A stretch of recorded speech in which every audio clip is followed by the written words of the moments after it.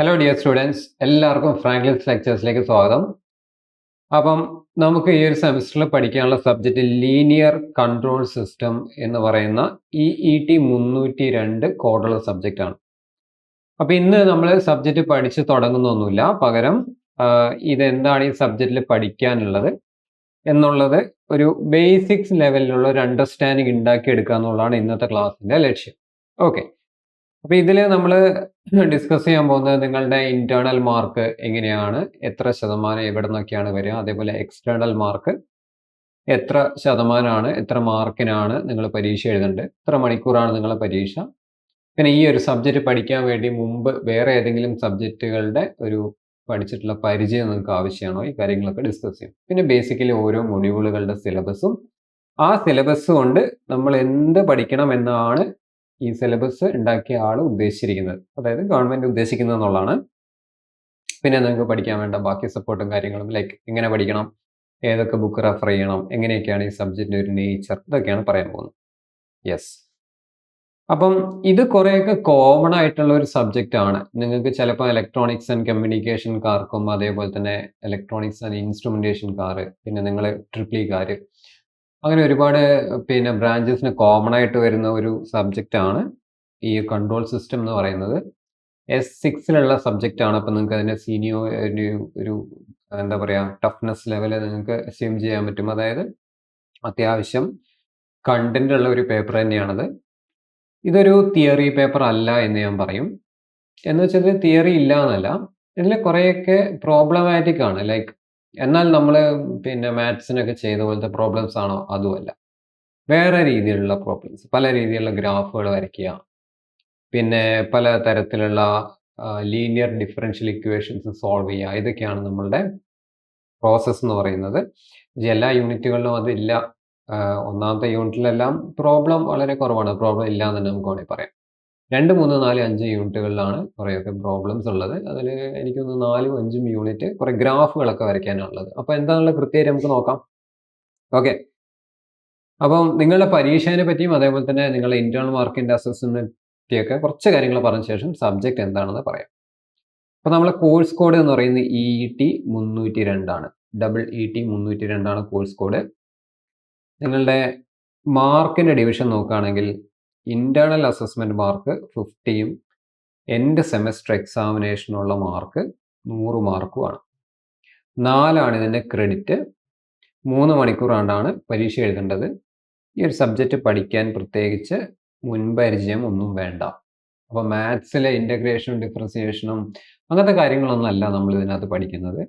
പക്ഷേ നിങ്ങളുടെ മനസ്സിൽ നിങ്ങൾ വിചാരിക്കുന്ന പോലത്തെ ഒരു മാത്തമാറ്റിക്സ് ആയിരിക്കില്ല പഠിച്ചു വരുമ്പോൾ. കോഴ്സ് ടൈപ്പ് തിയറിയാണ്. തിയറി മീൻസ് തിയറിയാണ്, പ്രാക്ടിക്കലാണ് എന്നുള്ളതാണ്. ക്രെഡിറ്റ് 4 വരുന്നതുകൊണ്ട് നമുക്ക് എന്ത് മനസ്സിലാക്കാം, ഇത് ഇമ്പോർട്ടൻ്റ് ആയിട്ടുള്ള ഒരു സബ്ജക്റ്റാണ്. അതായത് ഇലക്ട്രിക്കൽ എഞ്ചിനീയേഴ്സിനെ സംബന്ധിച്ച് നിർബന്ധമായിട്ട് അവർ പഠിച്ചിരിക്കേണ്ട ഒരു സബ്ജക്റ്റ് തന്നെയാണ് ഇതെന്ന് നമുക്ക് ഈ ഒരു ക്രെഡിറ്റ് കണ്ടാൽ മനസ്സിലാവും. ആ credit is somewhere related to the importance related to your branch. Actually നിങ്ങളുടെ ബ്രാഞ്ചുമായിട്ട് എത്രമാത്രം കോറായിട്ട് നിൽക്കുന്ന ഒരു പേപ്പറാണ്. നിങ്ങളുടെ ബ്രാഞ്ചിൻ്റേതായ പേപ്പറുകളാണെങ്കിൽ ഈ ക്രെഡിറ്റ് 4, 5 എന്നൊക്കെ പറഞ്ഞ് കൂടി വരും.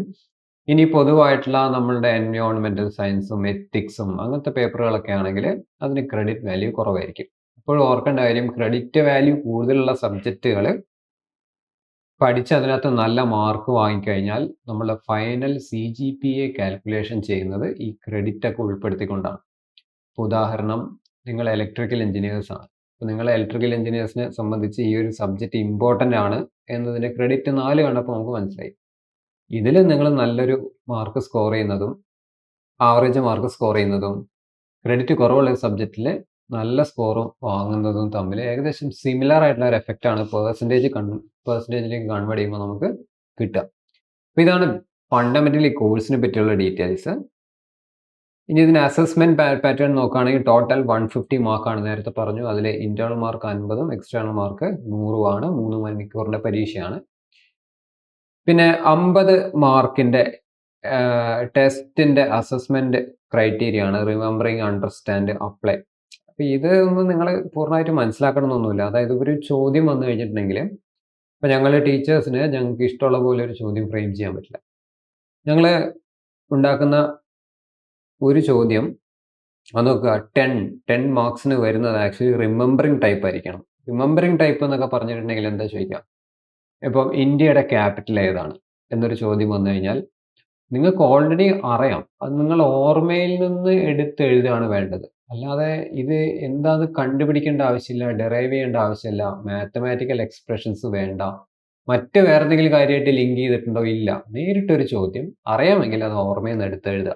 അതാണ് ഈ റിമെമ്പറിങ് ടൈപ്പ്. റിമെമ്പറിങ് K1 എന്ന് പറയുന്നത്. നോളജ് ലെവലാണ് K1. പിന്നെ 10ന് വരുന്നത് അണ്ടർസ്റ്റാൻഡിങ് ടൈപ്പാണ്. അണ്ടർസ്റ്റാൻഡിങ് എന്ന് വെച്ചാൽ നിങ്ങളിത് എത്രമാത്രം മനസ്സിലാക്കി എന്നുള്ളതിനെ ബേസ് ചെയ്ത് അതിൻ്റെ ചോദ്യം നിങ്ങൾക്ക് എത്രമാത്രം ഇത് മനസ്സിലായി, അല്ലെങ്കിൽ നിങ്ങൾ ഇതിനെ എങ്ങനെയാണ് അവതരിപ്പിക്കുന്നത് എന്നുള്ളത് അപേക്ഷിച്ച് നിങ്ങൾക്ക് മാർക്ക് കിട്ടും. പിന്നെ അടുത്തത് അപ്ലിക്കേഷൻ ടൈപ്പാണ്. ഈ പ്രോബ്ലംസ്, ഗ്രാഫുകൾ പ്ലോട്ട് ചെയ്യുന്നത് അതെല്ലാം അപ്ലിക്കേഷൻ ടൈപ്പാണ്. അപ്പോൾ ഇത് നമുക്ക് വേണമെങ്കിൽ ഒരു തിയറി പാർട്ടായിട്ടും ഇത് ഡെറിവേഷൻ കം പ്രോബ്ലം ആയിട്ടും നമുക്ക് കൂട്ടാം. ഓക്കെ, അപ്പോൾ 50ൽ ഏകദേശം 20 മാർക്ക് തിയറിയും 30 മാർക്ക് പ്രോബ്ലം ഓർ ഡെറിവേഷൻ, അങ്ങനെയാണ് നമുക്ക് മനസ്സിലാക്കാം. രണ്ടും അങ്ങനെ തന്നെയാണ്. ഇനി എക്സ്റ്റേണലിലും അതേ എക്സ്റ്റേണൽ എക്സാമിനേഷൻ 100 മാർക്കിൻ്റെ സ്പ്ലിറ്റപ്പ് എന്ന് പറയുന്നത് ഇതേപോലെ തന്നെയാണ്. 20%, 20%, 60%. അപ്പോൾ അത് നിങ്ങൾ കൂടുതൽ വറി ചെയ്യേണ്ട. അത് ഇപ്പോൾ എങ്ങനെയാണെങ്കിലും നിങ്ങൾ അതൊന്നും ബാധിക്കാൻ പോകുന്നില്ല. നിങ്ങൾ സബ്ജക്റ്റ് പഠിച്ചു കഴിഞ്ഞാൽ നിങ്ങൾക്ക് ഇതിൽ നിന്ന് ഈസി ആയിട്ട് സ്കോർ ചെയ്ത് പോകും. ഇനി കോഴ്സ് ഔട്ട്കം നോക്കാം. ഈ കോഴ്സ് ഔട്ട്കം നമുക്ക് കുറച്ചുകൂടി സിലബസ് ഓറിയന്റേഷൻ വെച്ച് നമുക്ക് നോക്കാം. സിലബസ് ഇവിടെ ഡിസ്കസ് ചെയ്യുന്നുണ്ട്. അതിനു മുമ്പ് നമുക്ക് ടെക്സ്റ്റ് ബുക്കും റെഫറൻസ് ബുക്കും നോക്കാം. നോക്കാം, ഞാൻ പറയും ഇത് കുറച്ചൊക്കെ ടെക്സ്റ്റ് ബുക്ക് വായിച്ച് മനസ്സിലാക്കാൻ ബുദ്ധിമുട്ടുള്ളൊരു സബ്ജക്റ്റാണ്. ഇനി നിങ്ങൾ അങ്ങനെ ടെക്സ്റ്റ് ബുക്ക് വായിച്ച് ബേസിൽ നിന്ന് പഠിക്കണമെന്നുണ്ടെങ്കിൽ ഈ ബുക്കുകളൊക്കെയാണ് നിങ്ങൾ റെഫർ ചെയ്യേണ്ടത്. പ്രത്യേകിച്ച് ഈ രണ്ടെണ്ണം, നഗ്രാത്ത് അതേപോലെ ഒഗാട്ട. ഇതാണ് ശരിക്കും ഇതിൻ്റെ ഫണ്ടമെൻ്റൽ ടെക്സ്റ്റ് ബുക്കുകൾ. പക്ഷേ ഇത് വായിച്ചു കഴിഞ്ഞാൽ ഇങ്ങനെ വലിയ ടെക്സ്റ്റ് ബുക്കാണ് കേട്ടോ, അത്യാവശ്യം നല്ല കട്ടിയുള്ള വലിയ ടെക്സ്റ്റ് ബുക്കാണ്. അത് വായിച്ചു കഴിഞ്ഞിട്ട് ഒരുപാട് സമയം വേണം. വളരെ സ്ലോ ആയിട്ട് വളരെ പതിയെ ബേസിൽ നിന്ന് പഠിച്ച് നമുക്ക് എത്താനേ പറ്റുള്ളൂ.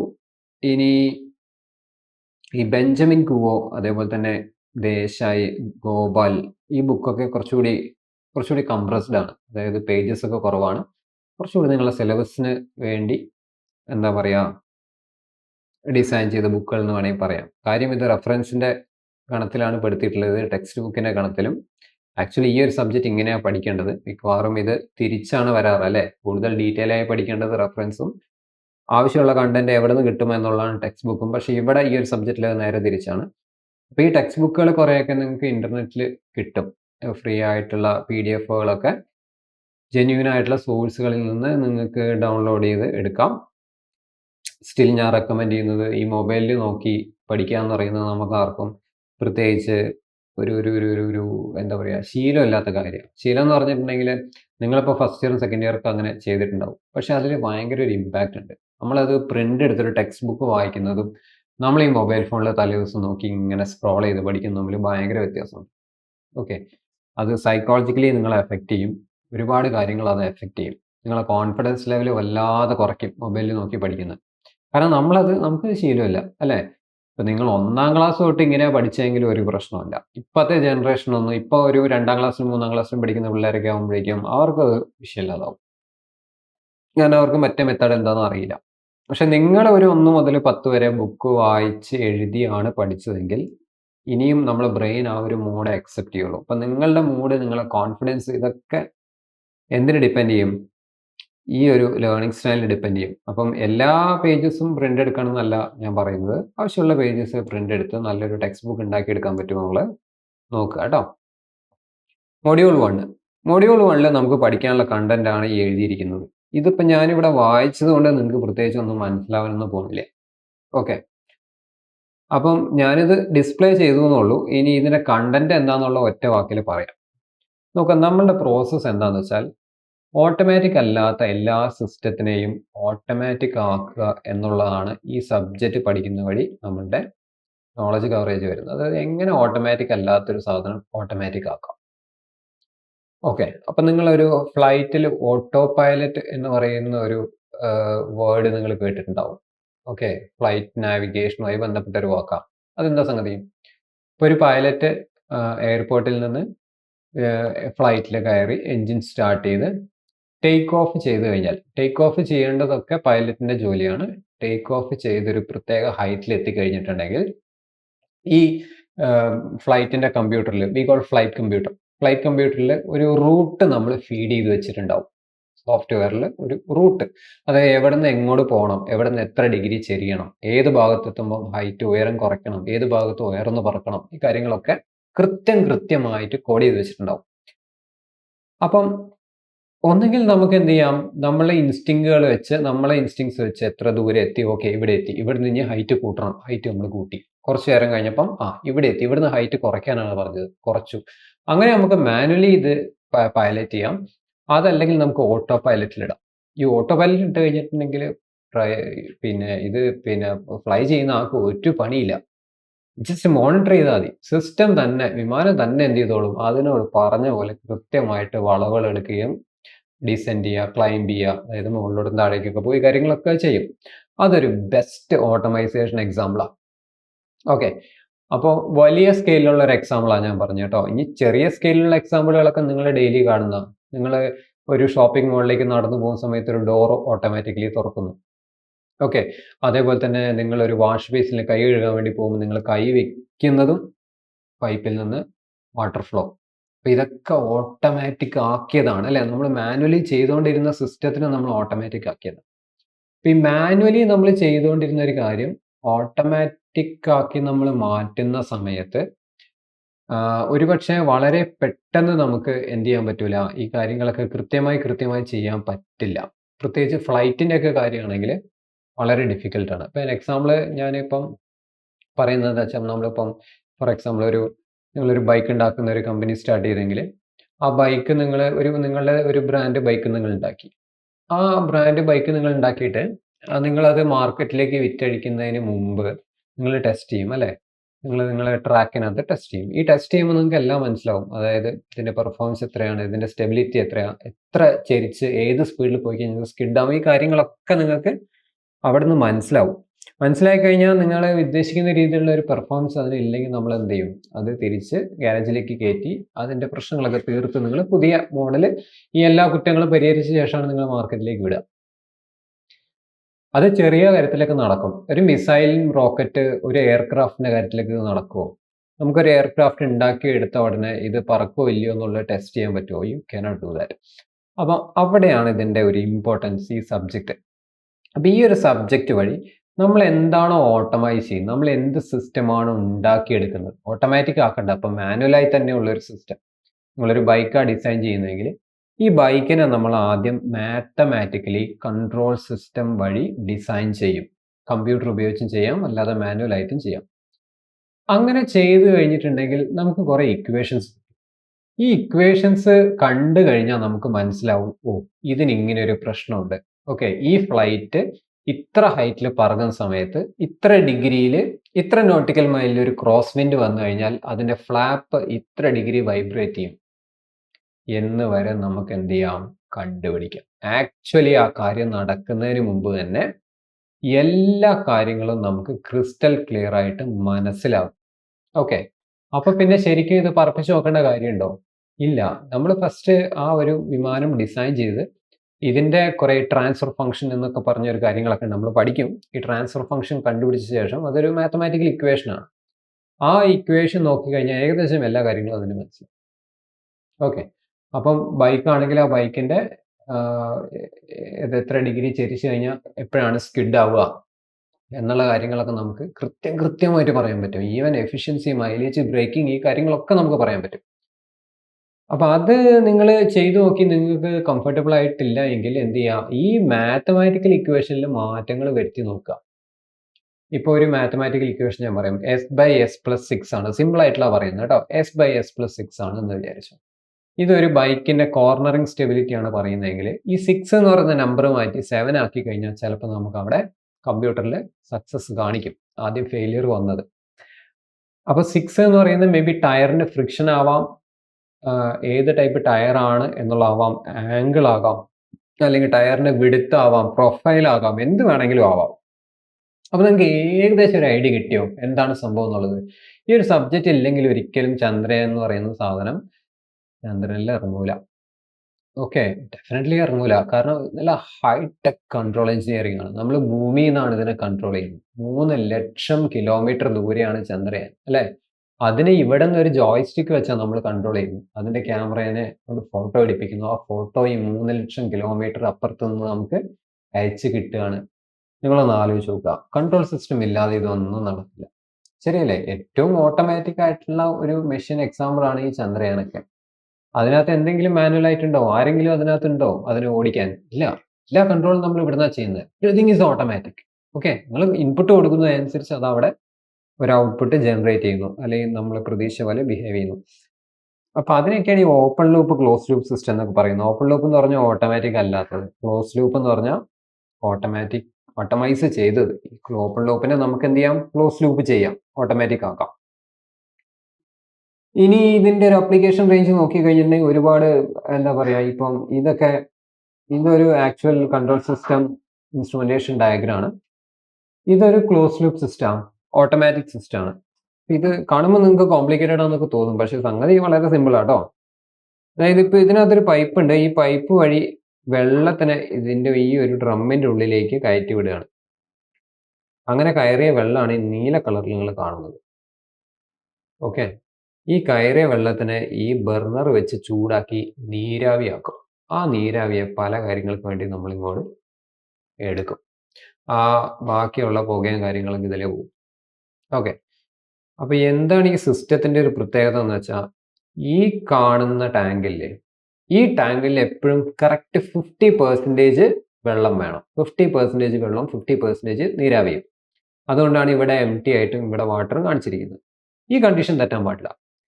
അപ്പൊ ഈ കണ്ടീഷൻ തെറ്റാതിരിക്കാൻ വേണ്ടി ഇതിന്റെ ലെവൽ മനസ്സിലാക്കുന്ന ഒരു സെൻസർ ഞാനിവിടെ വെച്ചു. അപ്പൊ ഈ സെൻസർ എപ്പോഴും ഇവിടുത്തെ ലെവൽ എന്താണെന്നുള്ളത് ചെക്ക് ചെയ്തുകൊണ്ടേയിരിക്കും. ചെക്ക് ചെയ്ത ഈ വാല്യൂ ഇയാള് നേരെ ഒരു കൺട്രോളറിന് പറഞ്ഞു കൊടുക്കും, ഒരു മൈക്രോ കൺട്രോളറിന് പറഞ്ഞു കൊടുക്കും. മൈക്രോ കൺട്രോളറിന് നമ്മളൊരു സെറ്റ് പോയിന്റ് കൊടുത്തിട്ടുണ്ടാവും. സെറ്റ് പോയിന്റ് എന്ന് പറഞ്ഞാൽ നമ്മൾ എ സിയിലൊക്കെ ടെമ്പറേച്ചർ സെറ്റ് ചെയ്യില്ലേ, 15 ഡിഗ്രി 25 ഡിഗ്രി എന്ന് പറഞ്ഞ്, അതേപോലെ 50% ആണ് വേണ്ടതെന്ന് ഒരു സെറ്റ് പോയിന്റായി നമ്മൾ കൺട്രോളറിന് പറഞ്ഞു കൊടുത്തിട്ടുണ്ട്. ഇപ്പോൾ എത്രയാണ് ഉള്ളത് എന്നുള്ളത് സെൻസറും കൺട്രോളറിന് പറഞ്ഞു കൊടുക്കുന്നുണ്ട്. അപ്പൊ കൺട്രോളറിന് ഇപ്പോൾ ഉള്ള അവസ്ഥ അറിയാം, ശരിക്കും വേണ്ട അവസ്ഥ അറിയാം. അതിനനുസരിച്ച് ഈ ഒരു കൺട്രോൾ വാൽവിനെ ഈ കൺട്രോളർ ഈ ഒരു ഐ ടു ബി കൺവേർട്ടർ വെച്ച് എന്ത് ചെയ്യും? ഓപ്പൺ ചെയ്യും, ക്ലോസ് ചെയ്യുകയും ചെയ്യും. അപ്പൊ ഇത് ഓപ്പൺ ആയി കഴിഞ്ഞാൽ എന്താ നടക്കുക? കൂടുതൽ വെള്ളം ഇതിലേക്ക് കയറുന്നു. കൂടുതൽ വെള്ളം കയറുന്ന സമയത്ത് ഇത് ചൂടായി ഈ വാട്ടറിന്റെ ലെവൽ കുറച്ച് പൊങ്ങും. പൊങ്ങി കഴിഞ്ഞാൽ ഇത് പൊങ്ങി എന്നുള്ള കാര്യം ഇയാൾ ഇവനെ അറിയിക്കുന്നു. കൺട്രോളർ നേരെ ഇതിനെ പിടിച്ച് താത്തുന്നു.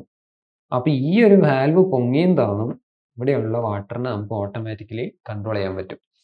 ഇവിടെ ഒരാൾ നിൽക്കണ്ട, നിന്ന് നോക്കി ഈ ഒരു ഇവിടെ പോകുന്ന ഈ കൺട്രോൾ വാൽവിനെ കൈകൊണ്ട് തിരിച്ച് ഓപ്പറേറ്റ് ചെയ്യേണ്ട ആവശ്യം ഇല്ല. ഇതൊരു ഓട്ടോമാറ്റിക് സിസ്റ്റമാണ്, നമ്മളിത് പഠിക്കും. പിന്നെ പ്ലെയിനുകളിലൊക്കെ ഉപയോഗിക്കുന്ന ഗൈറോസ്കോപ്പ് എന്ന് പറയുന്ന സെൻസറാണിത്. ഗൈറോസ്കോപ്പ് ഭയങ്കര ഇൻട്രസ്റ്റിംഗ് ആയിട്ടുള്ള സെൻസറാണ്. നമുക്ക് എയർക്രാഫ്റ്റിലൊക്കെ പോകുന്ന സമയത്ത് നമുക്ക് ശരിക്കും നമ്മൾ ചെരിഞ്ഞാണോ, എത്ര ഡിഗ്രി ചെരിഞ്ഞാ പോകുന്നത് എന്നുള്ളതൊന്നും നമുക്ക് മനസ്സിലാവില്ല. കാരണം എന്താ? നമ്മൾ ചെരിഞ്ഞാണോ പോകുന്നതെന്ന് നോക്കി മനസ്സിലാക്കാൻ ചുറ്റും ഒന്നുമില്ല, മരങ്ങളൊന്നുമില്ല, അല്ലേ? ഒരു കാറിലാ പോകുന്നത്, നിങ്ങൾ റോഡിന് ചെരിവുണ്ട് എന്നുള്ളത് നിങ്ങൾ എങ്ങനെ മനസ്സിലാക്കുക? മരങ്ങളൊക്കെ പുറത്തുള്ള നേരെ നിൽക്കും, അല്ലെ? പുറത്തുകൂടി പോകുന്ന ആൾക്കാരൊക്കെ നേരെ നടന്നു പോകും. നമ്മൾ അവരെ അപേക്ഷിച്ച് ചെരിഞ്ഞിരിക്കും, അല്ലേ? പക്ഷെ ഇങ്ങനെ നമുക്ക് നോക്കി കണ്ട് മനസ്സിലാക്കാൻ ഒരു റെഫറൻസ് എയർക്രാഫ്റ്റിലില്ല. നിങ്ങൾ മുകളിലേക്കും താഴേക്കും സൈഡിലേക്കും നോക്കിക്കഴിഞ്ഞാൽ ഒക്കെ നീല ആകാശമാണ്, നല്ല ഹൈറ്റിൽ പോയി കഴിഞ്ഞാൽ. പ്രത്യേകിച്ച് സ്പേസ് ഷട്ടിലിന്റെ കാര്യത്തിൽ ഒന്ന് ആലോചിച്ച് നോക്കുക, എന്തെങ്കിലും റെഫറൻസ് കിട്ടോ? അപ്പൊ അപ്പോഴൊക്കെ ഇത് കൃത്യമായിട്ട് എത്ര ആംഗിളിലാണ് പോകുന്നത് എന്നൊക്കെ മനസ്സിലാക്കാൻ വേണ്ടിയുള്ള സെൻസറാണിത്. ഡിസ്കോൾഡ് ഗൈറോസ്കോപ്പ്. നിങ്ങളുടെ ഗിംബലിലൊക്കെ ഇതുണ്ട്. ഇനി ഇത് ഒരു സ്റ്റെപ്പർ മോട്ടറാണ്, ഒരു പ്രത്യേക ടൈപ്പ് മോട്ടറാണ്. ഈ മോട്ടർ ഉപയോഗിച്ച് നമുക്ക് 1 ഡിഗ്രിയും 2 ഡിഗ്രിയൊക്കെ റൊട്ടേറ്റ് ചെയ്യാം. 1 ഡിഗ്രി ഞാനിപ്പോൾ ഈ പെൻസിൽ മൂവ് ചെയ്ത് കഴിഞ്ഞാൽ, ഓക്കെ, 10 ഡിഗ്രി ഞാനിപ്പോൾ മൂവ് ചെയ്തു, നിങ്ങൾക്ക് കണ്ടു മനസ്സിലാക്കാൻ പറ്റും അല്ലേ? 10 ഡിഗ്രി മൂവ്മെന്റ്. 1 ഡിഗ്രിയും 1/2 ഡിഗ്രിയൊക്കെ ഞാനിത് മൂവ് ചെയ്യിപ്പിച്ചു കഴിഞ്ഞാൽ നിങ്ങൾക്ക് മനസ്സിലാവുക പോലും ഇല്ല. അപ്പൊ ഈ ഒരു പെൻസിലിനെ 1/2 ഡിഗ്രി ഒന്ന് മാറ്റണമെങ്കിൽ അതിനിവിടെ നമുക്കൊരു മോട്ടർ കൊടുക്കാം. ആ മോട്ടർ കൃത്യം നമ്മൾ പറയുന്നത് എത്ര ഡിഗ്രി ആണോ, എത്ര ചെറുതാണെങ്കിലും അത് വളരെ കൃത്യമായിട്ട് ചെയ്യും. ആ മോട്ടറിന്റെ പേരാണ് സ്റ്റെപ്പർ മോട്ടോർ. ഇതാണ് സിങ്ക്രോ എന്ന് പറയുന്ന മറ്റൊരു സെൻസർ. സിങ്ക്രോ വെച്ച് നമുക്ക് ഒരുപാട് കാര്യങ്ങൾ ചെയ്യാം. ഡീറ്റെയിൽ ആയിട്ട് ഫസ്റ്റ് യൂണിറ്റിൽ നമ്മൾ പഠിക്കും കേട്ടോ. അതാണ് ഈ ടാക്കോ ജനറേറ്റർ, സെർവോ മോട്ടർ എന്നൊക്കെ പറയുന്ന സാധനങ്ങളൊക്കെ. So this is very interesting actually. നമ്മൾ ഡീറ്റെയിൽ ആയിട്ട് അതാത് ഭാഗങ്ങൾ വരുന്ന സമയത്ത് ഡിസ്കസ് ചെയ്യും കേട്ടോ. ഇനി മൊഡ്യൂൾ 2. മൊഡ്യൂൾ 2 നോക്കുകയാണെങ്കിൽ കംപ്ലീറ്റ്ലി പെർഫോമൻസ് അനാലിസിസ് ആണ്. പെർഫോമൻസ് അനാലിസിസ് എന്ന് പറഞ്ഞാൽ എന്താ ആക്ച്വലി? ഓക്കെ, നിങ്ങളൊരു കാർ ഡിസൈൻ ചെയ്യാന്ന് വിചാരിച്ചോ. പെർഫോമൻസ്, നിങ്ങളൊരു ട്രാക്കിൽ ഓടുന്ന, ഒരു റേസ് ട്രാക്കിൽ ഉപയോഗിക്കാൻ പറ്റുന്ന ഒരു എന്താ പറയുക, ഒരു റേസിംഗ് കാറാണ് നിങ്ങൾ ഉണ്ടാക്കുന്നത് വിചാരിച്ചോ. അപ്പം അതിൻ്റെ പെർഫോമൻസ് വളരെ ഇമ്പോർട്ടൻ്റ് അല്ലേ? പെർഫോമൻസ് വളരെ വളരെ ഇമ്പോർട്ടൻ്റ് ആണ്. എത്ര സെക്കൻഡിനുള്ളിൽ എത്ര ഡിസ്റ്റൻസ് ആണ് അത് കവർ ചെയ്യുന്നത്, എത്രയാണ് ഇതിൻ്റെ പുള്ളിങ് എന്നുള്ള കാര്യങ്ങളൊക്കെ വളരെ വളരെ ഇമ്പോർട്ടൻ്റ് ആണ്. അപ്പം ആ സാഹചര്യങ്ങൾക്കനുസരിച്ച് നമുക്ക് ഇമ്പോർട്ടൻ്റ് ആയിട്ടുള്ളതും ഇമ്പോർട്ടൻ്റ് അല്ലാത്തതുമായിട്ടുള്ള കാര്യങ്ങൾ പെർഫോമൻസിൽ വരും. ഉദാഹരണം, റേസ് ട്രാക്കിലാണെങ്കിൽ നമുക്ക് പെട്രോൾ ഒരു വിഷയമല്ല. ആരും അത് എന്ത് ചെയ്യുന്നില്ല, മൈലേജ് കുറഞ്ഞൊരു വാഹനമായിട്ട് അങ്ങനെ പോയി. നമ്മളെ ഫെറാറിയും അതേപോലെ തന്നെ F1 റേസിംഗിൽ ഓടുന്ന വണ്ടികളൊക്കെ മൈലേജ് കുറഞ്ഞ ഒരു വണ്ടി ഉണ്ടാക്കിയെടുക്കുക, മൈലേജ് കൂടിയ വണ്ടി ഉണ്ടാക്കിയെടുക്കുക എന്ന് പറയുന്നത് അവരുടെ ഒരു ലക്ഷ്യമേ ആയിരിക്കില്ല. ടയർ വേറൊരു ഫാക്റ്റാണ്. ടയർ എത്ര തേഞ്ഞു പോകുന്നു എന്നുള്ളതൊന്നും ഒരു വിഷയമുള്ള കാര്യമല്ല. പക്ഷെ നമ്മളുടെ കോമൺ ഗ്രൗണ്ടിലേക്ക് നമ്മളുടെ റോട്ടിലേക്കൊക്കെ വന്നാലോ, അവിടെ ഇറങ്ങുന്ന വാഹനങ്ങൾക്ക് ടയർ തേയുന്നത് ഒരു പ്രശ്നമാണ് അല്ലേ? അതേപോലെ തന്നെ ടയർ തെയ്യാന്ന് പറയുന്നത് ഏറ്റവും നല്ല ഗ്രിപ്പ് ഉണ്ടാകുമ്പോഴാണ് ടയർ തെയ്യുക കേട്ടോ. നല്ല വാഹനങ്ങളുടെ ടയർ പെട്ടെന്ന്, നല്ല ടയറാണെങ്കിൽ പെട്ടെന്ന് തേഞ്ഞ് തീർന്നു പോകും. അതേപോലെ തന്നെ മൈലേജ് ഒരു വലിയ ഫാക്റ്റാണ്. നമുക്ക് ഇപ്പം പ്രത്യേകിച്ച് ഇന്ത്യയിലൊക്കെ ആണെങ്കിൽ ലോഞ്ച് ചെയ്യുന്ന വെഹിക്കിൾസിൻ്റെ സക്സസ് റേറ്റ് എന്ന് പറയുന്നത് മൈലേജ് ഒരു വലിയൊരു ഫാക്റ്റ് തന്നെയാണ്. അപ്പോൾ പെർഫോമൻസ് അനാലിസിസ് എന്ന് പറഞ്ഞാൽ ഇതാണ് സംഭവം. നമ്മൾ ഉണ്ടാക്കിയെടുത്ത ഈ ഒരു സാധനത്തിനെ നമ്മൾ ഉദ്ദേശിക്കുന്ന പെർഫോമൻസിലേക്ക് എങ്ങനെ എത്തിക്കാൻ പറ്റും. ഓക്കെ, നിങ്ങളൊരു കാറാണ് ഡിസൈൻ ചെയ്യുന്നത്, നിങ്ങൾ സ്പോർട്സ് കാറാണ് ഡിസൈൻ ചെയ്യുന്നതെങ്കിൽ നിങ്ങളുടെ പെർഫോമൻസ് പാരാമീറ്റേഴ്സ് എന്തൊക്കെയായിരിക്കും? ഇത്ര സെക്കൻഡിൽ ഇത്ര സ്പീഡ് അറ്റൈൻ ചെയ്യുക അല്ലേ? ഈ ഒരു കർവ് ഇത്ര സ്പീഡിൽ എടുക്കാൻ പറ്റുക, ഡ്രിഫ്റ്റ് ആവാതെ, അത്രയും ഫ്രിക്ഷൻ കൊണ്ടുവരിക, അത്രയും അതിൻ്റെ aerodynamic, drag coefficient, downward push, spoiler എന്നുള്ള പിന്നെ സ്പോയിലറിൻ്റെ ഡിസൈൻ, ഇതൊക്കെ ആയിരിക്കും നിങ്ങൾ ഇമ്പോർട്ടൻ്റ് ആയിട്ട് നോക്കുന്നത്. ശരിയല്ലേ? പുഷ് ഇൻ പുഷ് ഔട്ടൊക്കെ ചെയ്യാൻ വേണ്ടി. സോ അതങ്ങനെ നിൽക്കുന്നു. ഇനി നിങ്ങളൊരു ഒരു ഒരു ഒരു സാധാരണ ഒരു കോമൺ മാൻ ഉപയോഗിക്കുന്ന ഒരു സാധാരണ ഒരു ആവറേജ് കാറാണ് എങ്കിൽ നിങ്ങൾ അതൊന്നും ആയിരിക്കില്ല ഡിസൈൻ ചെയ്യുന്നത് അല്ലേ? നിങ്ങളുടെ പെർഫോമൻസ് ക്രൈറ്റീരിയ അതൊന്നും ആയിരിക്കില്ല. അവിടെ പെർഫോമൻസ് എന്ന് വെച്ചിട്ടുണ്ടെങ്കിൽ അവിടെ നല്ല മൈലേജ് തരുന്ന ഒരാൾ ഒരു നല്ല പെർഫോമറാണ്. ഇപ്പോൾ പെർഫോമൻസ് എന്ന് പറയുന്ന ഒരു വാക്കിന് ഭയങ്കര പുള്ളിങ് ഉള്ളത് അങ്ങനെ ഒരു മീനിങ് ഒന്നും ഇല്ല കേട്ടോ. അതാണ് ഇവിടെ. അപ്പോൾ നമ്മൾ ഒരിക്കലും ഉണ്ടാക്കിയെടുത്ത സാധനത്തിൻ്റെ സ്റ്റെബിലിറ്റിയും അതേപോലെ തന്നെ അതിൻ്റെ പെർഫോമൻസും എങ്ങനെ നമുക്ക് ഇമ്പ്രൂവ് ചെയ്യാം. പ്രത്യേകിച്ച് റൂത്ത് ഹെർവിറ്റ് സ്റ്റെബിലിറ്റി ക്രൈറ്റീരിയ എന്നൊക്കെ പറഞ്ഞിട്ടുണ്ടെങ്കിൽ അതൊരു മാത്തമാറ്റിക്കൽ ടെക്നിക്കാണ്. അത് ചെയ്ത് നോക്കിയാൽ അറിയാം. നേരത്തെ ഞാൻ പറഞ്ഞ പോലെ നിങ്ങളെ ബൈക്ക് ഏത് ആംഗിളിൽ സ്കിഡാവും, മറയും എന്നെല്ലാം ഇത് കണ്ടു കഴിഞ്ഞാൽ നമുക്ക് മനസ്സിലാക്കാൻ പറ്റും. Okay, so that's very interesting. ഗ്രാഫിക്കലായാണ് മിക്ക കാര്യങ്ങളും നമ്മളിത് ഡിസൈൻ ചെയ്യാൻ പോകുന്നത്. അപ്പോൾ ഇതിൽ ഇതൊരു സെക്കൻഡ് ഓർഡർ സിസ്റ്റമാണ്. ഇതിപ്പം കൂടുതൽ പറഞ്ഞു വെച്ചാൽ നിങ്ങൾക്ക് മനസ്സിലാവുമെന്ന് എനിക്കറിയില്ല. ഇതൊരു ഓസിലേറ്ററി റെസ്പോൺസാണ്. കണ്ടോ? ഇപ്പോൾ ജസ്റ്റ് ഒരു ഡ്രോണിൻ്റെ പെർഫോമൻസ് വെച്ച് ഞാൻ ജസ്റ്റ് ഇതൊന്ന് പറഞ്ഞുതരാം. ഒരു ഡ്രോണ് നിലത്ത് ഇങ്ങനെ ലാൻഡ് ചെയ്തിരിക്കുകയാണ്. നിങ്ങൾ റിമോട്ട് വെച്ചിട്ട് അതിനെ പൊക്കി കഴിഞ്ഞിട്ടുണ്ടെങ്കിൽ ഇതിങ്ങനെ പൊങ്ങി ഒരു പ്രത്യേക ഹൈറ്റിലെത്തി, അവിടെ നിന്ന് ഹൈറ്റ് കുറഞ്ഞ് പിന്നെ ഒന്ന് ഹൈറ്റ് കൂടി, ഇങ്ങനെ ഒരു സ്റ്റെബിലിറ്റി അച്ചീവ് ചെയ്യുന്നതാണോ നിങ്ങൾക്ക് വേണ്ടത്? അതായത് ഇവിടെയാണ് ഡ്രോൺ നിർത്തേണ്ടത്. നിങ്ങൾ ഡ്രോൺ നിലത്തുനിന്ന് പൊങ്ങി ഇങ്ങനെ സ്റ്റേബിളായി നിൽക്കുന്നു. ഇതാണോ നിങ്ങൾക്ക് വേണ്ടത്? അതോ ഗ്രൗണ്ടിൽ തന്നെ വന്ന് കറക്റ്റ് നിങ്ങൾ പറഞ്ഞിട്ടുള്ള ഹൈറ്റിൽ അത് സ്റ്റേബിളായി നിൽക്കുന്നു, ഇതാണോ വേണ്ടത്? രണ്ടാമത്തെ ടൈപ്പാണ് വേണ്ടത് അല്ലേ? ആ രണ്ടാമത്തെ ടൈപ്പ് സ്റ്റെബിലിറ്റിയാണ് ഈ കാണുന്നത്, ഈ ചുമപ്പ് ലൈനും പച്ച ലൈനും ഒക്കെ. ഒന്നാമത്തെ ടൈപ്പാണ് ഈ കാണുന്നത്, ഓസിലേറ്ററി ആയിരിക്കും. അതായത് അങ്ങോട്ടും ഇങ്ങോട്ടും ഓസിലേറ്റ് ചെയ്യും. എല്ലാ ഓട്ടോമാറ്റിക് സിസ്റ്റത്തിനും ഈ പ്രശ്നം ഉണ്ടാവും. നിങ്ങൾ ക്രൂയിസ് കൺട്രോൾ ഇട്ടു കാറിൽ, 80 കിലോമീറ്ററിൽ നിങ്ങൾ ക്രൂയിസ് കൺട്രോൾ ഇട്ടു, ഉറപ്പാണ് നിങ്ങളെ കാർ 81-നും 79-നും ഇടയ്ക്ക് ഓസിലേറ്റ് ചെയ്തുകൊണ്ടിരിക്കും.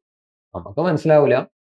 നിങ്ങൾ ഒരു AC 21 ഡിഗ്രി 21 ഡിഗ്രിയിൽ നിങ്ങൾ AC സെറ്റ് ചെയ്തു.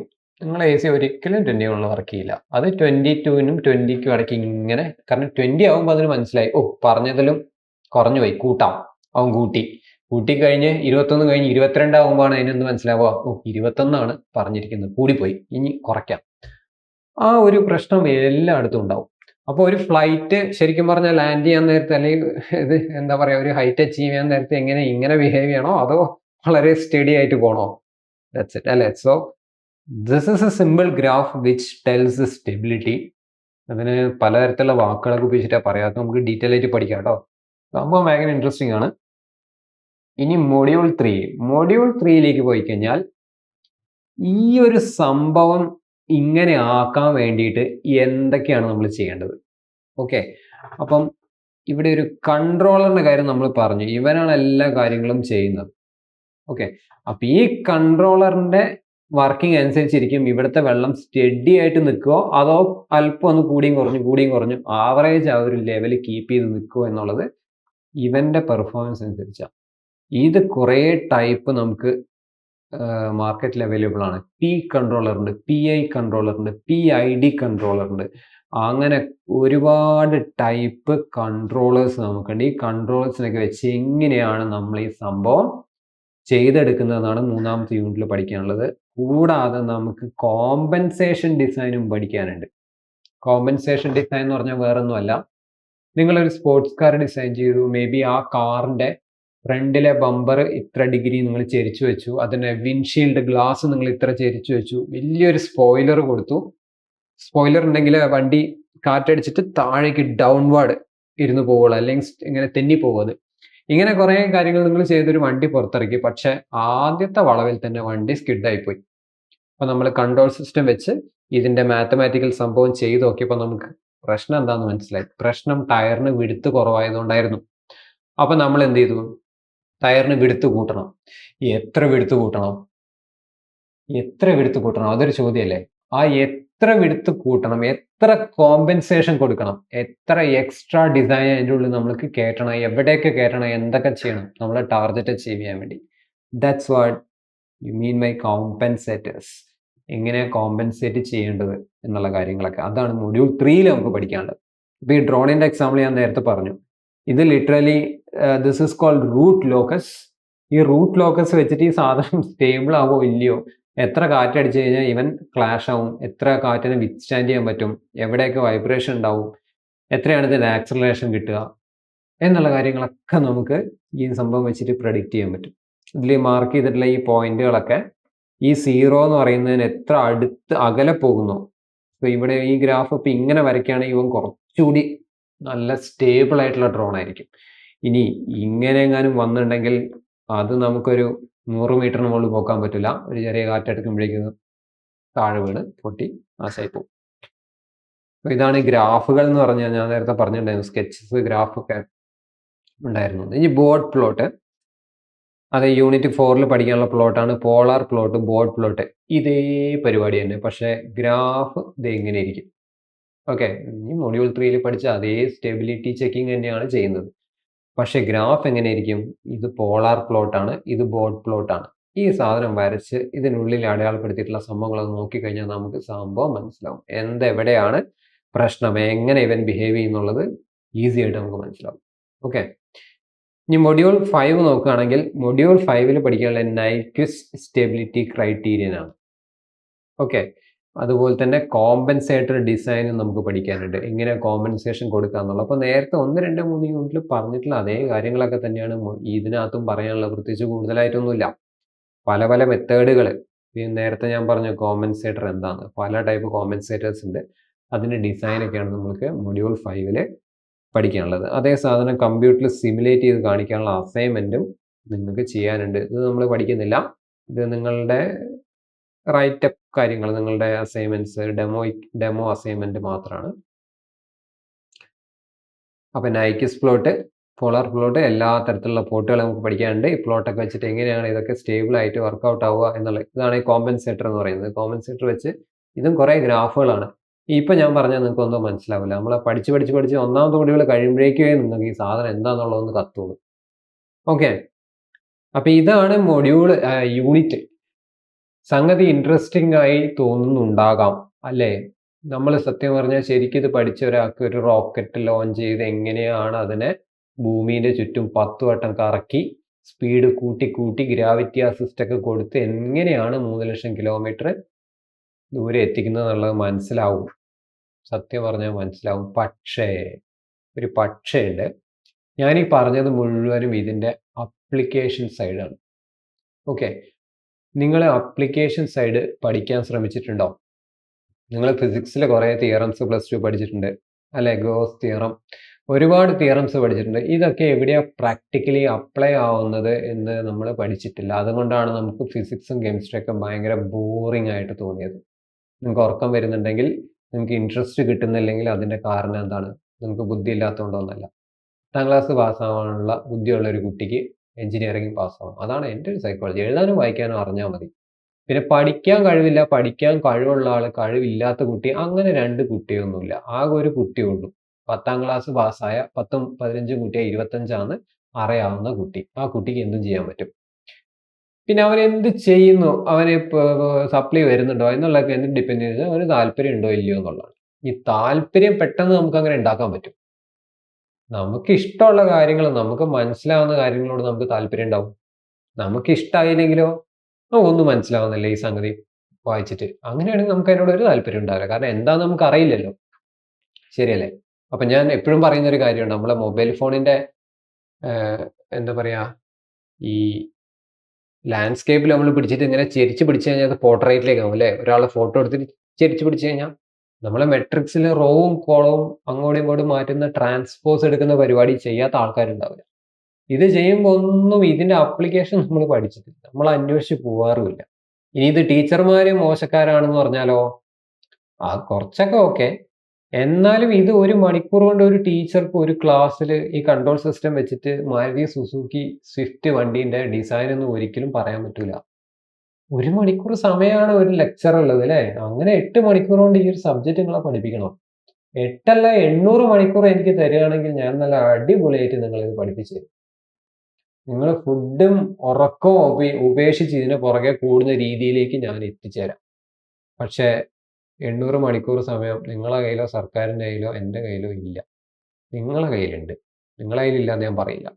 അപ്പോൾ സബ്ജക്റ്റ് എത്രമാത്രം ഇൻട്രസ്റ്റിംഗ് ആവുന്നു എന്നുള്ളത് നമ്മൾ ഇതിൻ്റെ പ്രാക്ടിക്കൽ സൈഡ് പഠിക്കുന്നുണ്ടോ ഇല്ലയോ എന്നുള്ളതിനെ ബേസ് ചെയ്തിരിക്കും. പ്രാക്ടിക്കൽ ആയിട്ടുള്ള കാര്യം കണ്ടാലേ കേട്ടാലേ തൊട്ടാലേ നിങ്ങളുടെ ബ്രെയിൻ അത് അക്സെപ്റ്റ് ചെയ്യുള്ളൂ. അല്ലെങ്കിൽ ഒരു ഇലക്ട്രോൺ ഒരു വയറിൽ കൂടി അങ്ങോട്ട് ഓടുന്നു എന്ന് പറഞ്ഞാൽ നിങ്ങളുടെ ബ്രെയിൻ അത് ഇവൻ എന്തോ പൊട്ടത്തരം വിളിച്ച് പറയുകയാണെന്ന് നിങ്ങളുടെ ബ്രെയിൻ നിങ്ങളോട് പറയുള്ളൂ. നിങ്ങൾ കണ്ടോ? ഇല്ല. നിങ്ങൾ തൊട്ടോ? ഇല്ല. നിങ്ങൾക്ക് ഫീൽ ചെയ്തോ? ഇല്ല. പിന്നെ ഇതൊന്നും ഇല്ലാത്തൊരു കാര്യം ഉണ്ട് എന്ന് പറഞ്ഞാൽ നിങ്ങൾ എങ്ങനെയാണ് വിശ്വസിക്കുക? You won't believe it. So നിങ്ങൾ അതിന്റെ പുറകെ അതിന്റെ ഉള്ളിലേക്ക് ഇറങ്ങി അതിൻ്റെ ഉള്ളിൽ ആഴത്തിൽ മുങ്ങി ചാടി ഈ സംഭവമൊക്കെ ഏകദേശം എന്താ പറയാ, നല്ല ലെവലിൽ താഴേക്ക് പോയി കഴിഞ്ഞാൽ നിങ്ങൾക്ക് സബ്ജക്റ്റിൽ ഇൻട്രസ്റ്റ് ഉണ്ടാവുള്ളൂ. അത് ഈ സബ്ജക്റ്റിന്റെ കാര്യം കുറച്ച് പ്രത്യേകിച്ച് കേട്ടോ. ബാക്കി എല്ലാ സബ്ജക്റ്റിനും അത് ബാധകമാണ്. അങ്ങനെയാണെങ്കിൽ നമുക്ക് നിലവാരമുള്ള ഒരു എഞ്ചിനീയറിംഗ് സ്റ്റുഡൻ്റ് ആയിട്ട് പുറത്തിറങ്ങാം. അങ്ങനെ ഇറങ്ങുന്നവന്റെ കയ്യിൽ 2 ബൾബും ബാറ്ററിയും കൊടുത്തു കഴിഞ്ഞാൽ ചിലപ്പോൾ 90% മാർക്ക് ഉണ്ടാവും. പക്ഷെ പുറത്തിറങ്ങി കഴിഞ്ഞാൽ 2 ബൾബും ബാറ്ററിയും കൊടുത്ത് കണക്ട് ചെയ്ത് കത്തിക്കാൻ അറിഞ്ഞൂടാ. പക്ഷെ ഭൂലോകത്തുള്ള ഇക്വേഷനും എല്ലാ ഡെറിവേഷനും അറിയായിരിക്കും. അതുകൊണ്ട് എന്താ കാര്യം? ആർക്കാ വേണ്ടത്? നിങ്ങളെ ഏത് കമ്പനിക്കാണ് വേണ്ടത്? ആർക്കും വേണ്ട.